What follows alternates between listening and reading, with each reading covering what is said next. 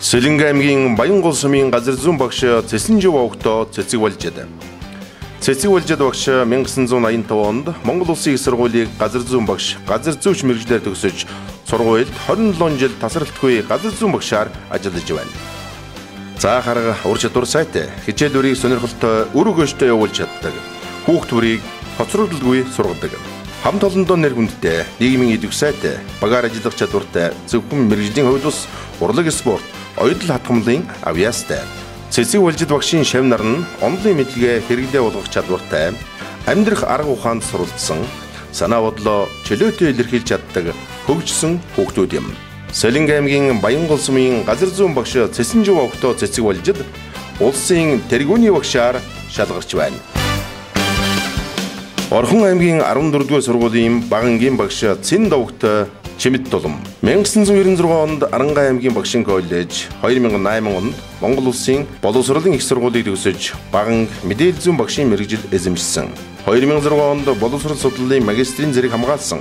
Багшийн сургууль төгссөний дараа Орхон аймгийн 10-р сургууль багшилж байгаад 2001 оноос 14-р сургууль ажиллаж байна.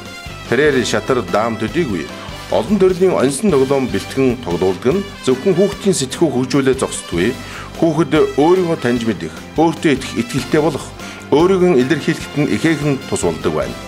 Энэ чадвар нь бус хичээлд амжилттай сурах нөхцөл болдог. Орхон аймгийн 14-р сургуулийн багангийн багш Цэнд овогтоо Чимэд Тулам улсын тэргүүний багшаар шалгарч байна. Булган аймгийн 4-р цэцэрлэгийн багш Лавгсүрэн овогтоо Бомбот 1995 онд цэцэрлэгийн багшийн коллеж төгссөн. 1989 оноос тус цэцэрлэгт туслах багш, үндсэн багшаар ажиллаж байна. Хүүхдтэй нэг үржлэн ажиллаж, хүүхд төрийн хөгжлийн өрөм сонсдгийг нарийн ажиглаж, ялгаатай ажиллах замаар жигд хөгжүүлэхийг эрхэмлэдэг байна. Хавар номрын үлрэлд байгальтай танилцуулах аялал хийдэг нь байгалийн өөрчлөлтийг ажиглах, таньж мэдхэд ихээхэн ач холбогдолтой төдийгүй хүүхдийн эрүүл мэндийг дэмжсэн үйл ажиллагаа болдог. Хүүхдийг орчноос суралцах нөхцөлийг бүрдүүлэн ажилладаг.